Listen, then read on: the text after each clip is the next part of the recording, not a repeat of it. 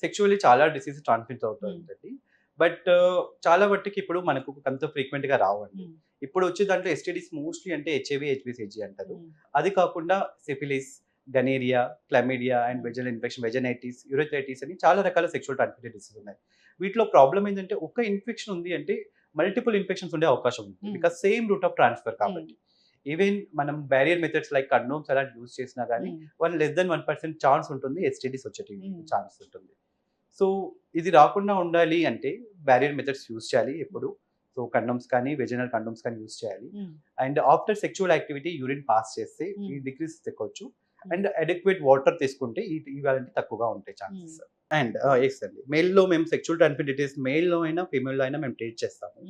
But ఈ ట్రీట్మెంట్‌లో one thing is that వాళ్ళు ట్రీట్మెంట్‌లో ఉన్నప్పుడు ఎస్పెషల్లీ పార్ట్నర్‌ని కలవడం అవాయిడ్ చేయాలి. సో, అది దానివల్ల ఇద్దరికి ఇంకొక పర్సన్‌కి ఇన్ఫెక్షన్ వచ్చే ఛాన్సెస్ తగ్గిస్తుంటాం.